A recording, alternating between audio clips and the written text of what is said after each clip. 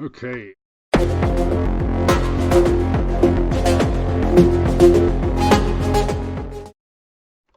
Good morning. Wake the hell up. All right. It is Wednesday morning. That means it's time for WTF CNN. And what do we mean when we say WTF CNN? Well, let's see. It's going to be one of these. There's the front page of CNN.com. Trump defies Democrats with all-out political warfare on impeachment. Here's the latest on escalating impeachment inquiry. Turkey says it will begin its military offensive in Syria shortly. Okay, that's That's little actual bit. news. Yeah. Oh, Pat Robertson says Trump may lose mandate of heaven. U.S. diplomat's wife has broken our family. Montgomery elected its first black mayor in 200 years. It doesn't matter. God, okay. I didn't even see that headline. Okay, let me just hang on. Okay, we hadn't talked about talking about this, but let me say this about that. If you are the first not just person to accomplish something, you are not the first anything to accomplish something. If you're the first black, gay, trans, poodle otherkin to write a children's book, you're not the first nothing. You don't matter. Go out and achieve an actual innovation and stop playing your victimhood bullshit. Now, breaking, the Nobel Prize in Chemistry has been awarded. Oh, good. 800,000 California customers will have power shut today in effort to prevent wildfires. Wow, that almost sounds like it's interesting and worth reading. Gas prices in California soar. Okay. That's adorable. And it is funny and interesting that gas prices in California, where the Democrats are just in charge and failing at everything, are literally double. In fact, more than double. They're hitting $5 where national average is somewhere around $2.20. And they're hitting $5 a gallon in California, with the state average something like $4.25 or something. That's actually pretty substantial. But 418 from what I read, but okay, yeah, something like $4.20. It's California. They all smoke pot. oh yeah, well played. That's how they got the way they are. They're too high to make reasonable decisions.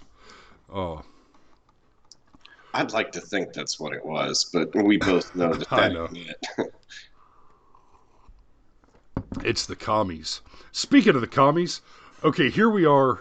What, 1, 2, 3, 4, 5, 6, 7, 8, 9, 10, 11, 12 stories down. We finally have something that's legitimately news. And it's barely legitimately news. It's really a story that touches on something that's legitimately news. This kid put on a Rockets jersey, a Houston Rockets jersey, and you see in the picture right there, he held up a Chi-Com flag upside down and threatened to torch it, and then demanded that the police come and arrest him. He was behind bars within hours. Okay, great. Insults directed against the national flag. So, okay, here in America, as much as it makes me want to feed a fool his teeth, we do not prosecute people for burning the flag. Nope. It has been determined by the court to be protected free speech. Now, I will absolutely make the argument that as long as there are any flags which the burning of is called hate speech in America. If you pull out a rainbow flag or a flag with the Islamic star and moon on it, or anything like that, any ethnic group, any victim group flag, and there are several, especially the LGBT flag, could get you in trouble on this one. If you burn that flag, that will be called hate speech. As long as there are people arguing that is hate speech, then I argue if that is hate speech, then burning the U.S. flag is also hate speech. And if you disagree, well, you don't actually disagree. You're just inconsistent or a damn liar. Yeah, that's why hate speech is bad, kids, because there's really there's no such thing as hate speech. Shut up your nose. Well, and Speech doesn't hate. like we've talked about on this channel before, a country that has hate speech laws where you can be prosecuted for hate speech, what constitutes hate speech is so broadly defined. For example, Canada. In Canada, it is essentially the case that under the law, disagreeing with the current party in power can be called and prosecuted as hate speech, which means that if an election shifts the party in power, and let's say by some bizarre happenstance, suddenly Canada had a party in power that was pro-traditional marriage and against gay marriage and whatnot, and that was their position, then holding the opinion and stating it out loud that gays have a right to marry is hate speech under Canadian law in that circumstance. Now that's an extreme example, but within the color of the law, it's correct. It is a true statement, and that is one of the reasons that freedom of speech is so very, very important. Another thing I'm not seeing a whole lot of information here on, let's see, mortal threat to his presidency. Yeah, scroll down some more. Trump. Orange man Stuff bad. around Trump. Orange man bad. Trump. Trumpity Trump. Trump. It's, I mean, that's all you got. Orange man bad. I mean, Orange man bad. As you know, as Neil Bortz and was it Bortz that said it first, or was it? No, it was Rush Limbaugh that said it first. The Donald is just living rent free in your heads. It's that simple. The Donald is living rent free in your heads. I mean, like in the penthouse suite. I mean, hitting golf balls off the roof. He's right there. He just basically owns you. Another thing that I'm not seeing anything about is the whole Brexit situation. And the Brexit situation is important. It's worth paying attention to, because I do not care what your position on Brexit is. If you think it was a good move or a bad move, if you're pro-Brexit, if you're a Remainer, or as they have quite rightly come to be called recently, a Ramoner. Sorry, keep going. That's not a joke that I'm making. That's what the Brits are calling the Remainers. They're calling them the Ramoners, and it's solid.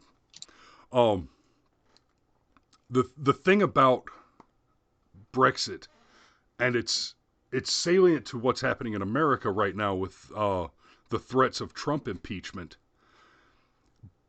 The British voted.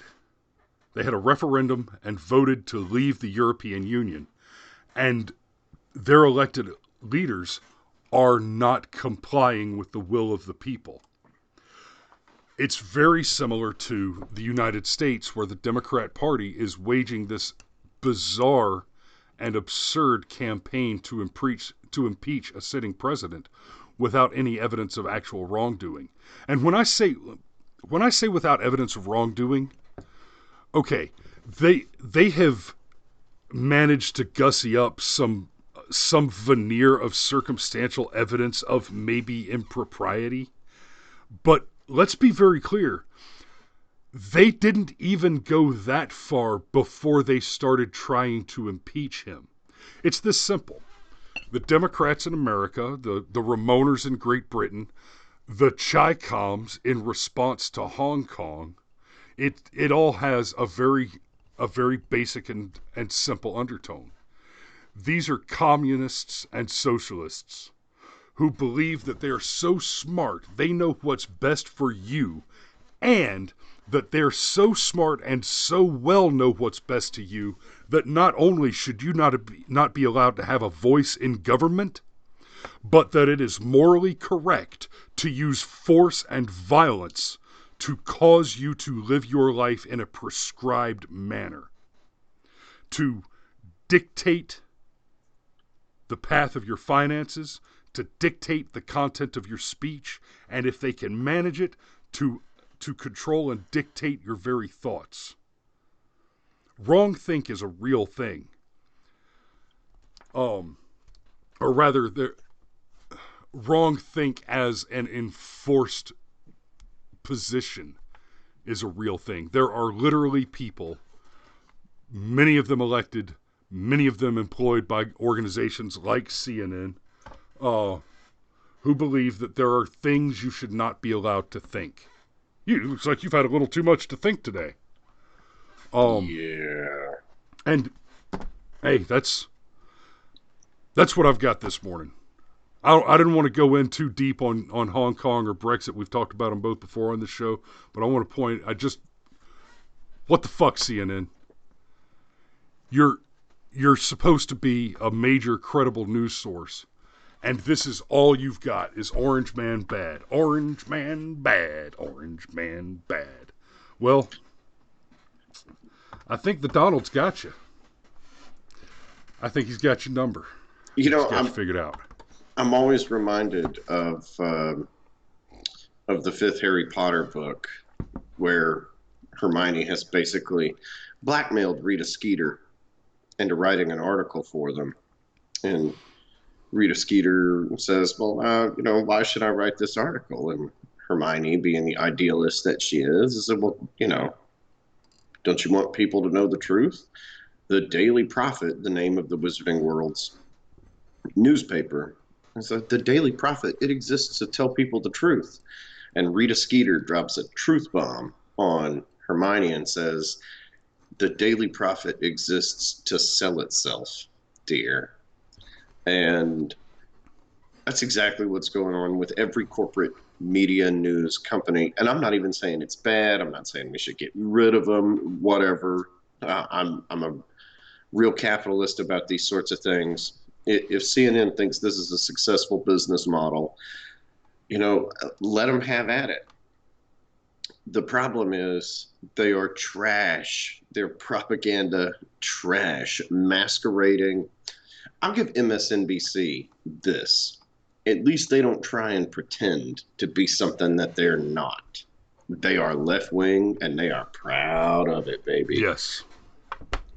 But CNN, no. I mean, I wonder how many people out there already believe that Donald Trump has actually been impeached. I wonder how many people out there don't understand that Congress is on recess until next Monday, and all this noise that Bullshift is making, he can only make because there's nobody else in Congress to slow him down. Like, this is clown world, ladies and gentlemen. Yeah, Donald Trump hasn't even been impeached yet. I dropped a video on Schiff yesterday, and I've gotten a pretty good reaction on it. And I may have to do another one on Schiff on this one, because I pointed out that he's a liar. I pointed out that he fabricated the whole statement. But I didn't really go into the detail. The long and short of it, Adam Schiff, in the Intelligence Committee meeting, yeah, he sat there as if he was reading the transcript and made all these. He just completely fabricated out of whole cloth statements that he was attributing to the president. A bald-faced lie. And then he issued this apology, and in the apology, he said, well, this was parody. No, you were clearly not trying to perform parody. We've seen the video. This was not parody. This was an attempt. This was a clear attempt to enter into the record, into the official record, as an elected official who we expect to be honest. And frankly, we don't. But it was an attempt to do that. And then in the apology, he said, he said something to the effect of, those may not have been Trump's actual words, but that is what Zelensky heard. That's what Zelensky understood Trump to be saying. No. Trump, he said actual words. We have the transcript of those actual words. The things that you said are in that transcript are not in that transcript. You're not a satirist. You're not a parodist. You're not a comedian. You're not an actor. You are a You're a clown, though. damn liar. You're a damn liar. And frankly, there's no justice in this world if Adam Schiff does not spend time in prison for the fraud that he attempted to perpetrate on the American people with those actions. What he did there was absolutely boilerplate fraud. And it was fraud in the service of a political agenda. And it was bald-faced and caught on tape. Blatant fraud. And fraud, whether or not, under oath, whether it gets a perjury attachment to it, or what have you, fraud is always a crime. There are a lot of crimes which wouldn't be crimes if they didn't fall under the broader category of fraud. Now, I know that you are actually allowed to lie on the floor of the Senate. Yes. And does Congress have a similar rule? I'm not real sure. That may require a little more, I may have to look into that a little bit. I think it's essentially on the floor, in the building, on the floor of the Senate, you cannot be held responsible for anything you say, basically. You can say whatever you want to, and you have a privilege, you have a legal privilege to say whatever you want to within the bounds of the rules of the Senate, right? So you're not supposed to be able to do character assassination on the floor. You're not supposed to be able to attack a person's character. You're supposed to only be able to attack their arguments, but you can attack their arguments with flat falsehoods as long as you're attacking their arguments and not them. Frankly, if I had my way, no elected official would ever speak words that were not considered to be spoken under oath. You'd be sworn in as if you were about to testify. When you take your oath of office, I would amend the oath of office to include the oath as if you were about to testify. And it should be considered that every word out of your mouth from the time you're sworn into office is true or it is perjurious. Wow, that's it's kind of intense. I'd have to roll that around in my brain. While I don't think lying is a good thing, I do think it serves a function, and that might be something worth coming back to.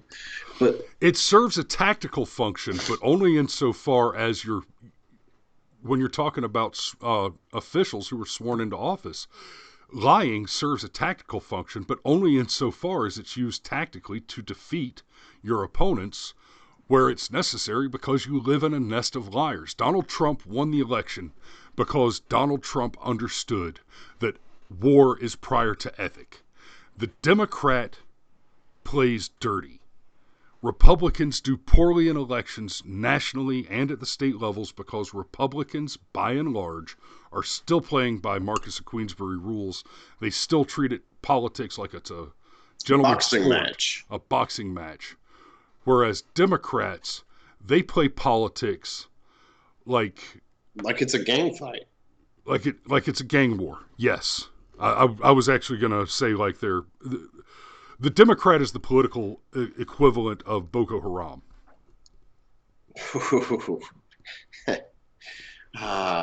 And CNN is their mouthpiece. Yeah. So almost nothing about it, dude. Even that headline: "Fire threat puts Californians in the dark. Ecuador moves government business out of town. STDs are on the rise." Like, start the day here. The fire threat puts Californians in the dark.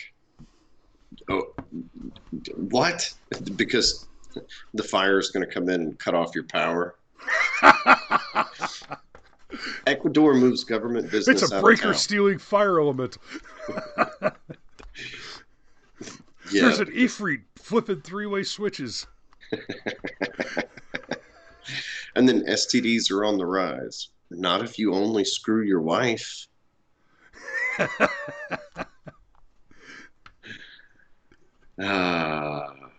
But yeah, I mean, WTF CNN. Do you think you guys could at least pretend to be actual journalists? Like, once upon a time, um, before you had the sour gay, and that is a joke about Don Lemon. See, it's punny. Oh. Oh, yeah. Well, dude, you can't call him salty because, you know what? Never mind. All that can die on the We're vine. just getting gross. Yeah. We're done. We're done here. Yeah, but can you go back to pretending like you're a news organization instead of a giant multi-million-dollar propaganda wing? And here's how you know CNN is propaganda, right? They're losing money. CNN, for all of their, I've heard this question asked, and it's something that I myself wonder. As I go and I work my route, there's a couple of places I go into where they just have CNN on the TV in the main office. CNN is considered the safe choice, as it were. Oh yeah, the majority of their ratings come from airports and doctors' offices. And like McDonald's, Yeah. Burger King, you know, places like that. Like, even when I walk into somebody's house, if they're watching left-wing news, dude, they're watching MSNBC. I almost never walk into somebody's house. Oh, that was a coffee pot. I almost never walk into somebody's house and they are watching CNN. They're watching local news or oh, hello. No, don't dox people. Don't dox people. Oh, I'm not screen sharing anymore. The audience only sees the Brushfire Mind logo right now. Oh, okay. Wow. Just broke the fourth wall in so many ways. Totally. But yeah, this is what the audience is seeing currently. Oh, well, good for them. Yeah. Anyway, but yeah, how much of CNN? I mean, would CNN just go away if suddenly it was no longer considered the safe choice for the airport? Right. Um.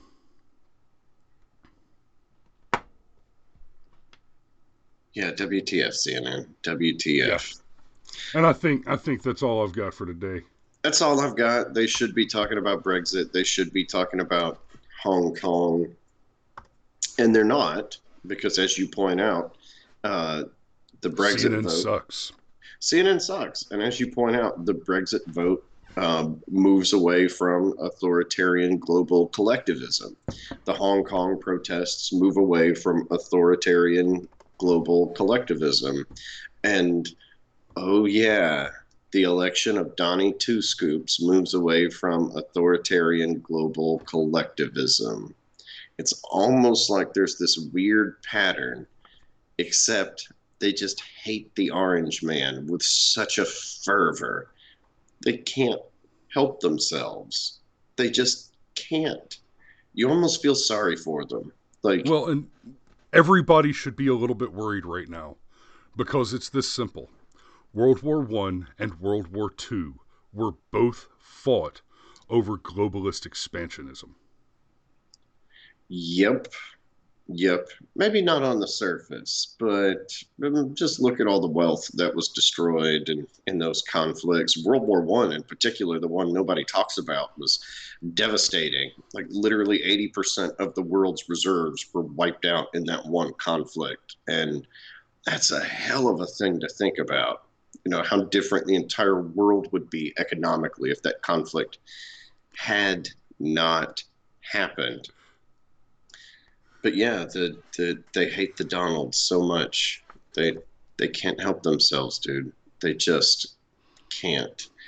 And I feel sorry for them because really, when somebody goes so wrong, like let's just say you were dealing with an individual who really no longer understood that 2 plus 2 equals 4. Like how would you ever have a conversation about math with that person ever again? Because that's what's Yeah. going on here. Like, seriously, if you don't understand that all of this stuff that's being dropped against the Donald is bullshit, I can't. I don't know what to do for you. 2 plus 2 equals 4. Donald Trump didn't steal the election with Russia. Donald Trump is not trying to steal the next election with Ukraine. Get over it. Bring me something with the smallest filament of substance to it, and I'll be right there with you. Impeach him, throw him out. But there has to actually be substance. And that's all I got. Thank you very All right, much. brother. Wake the hell up. Yep. Y'all be safe. Time to go to work.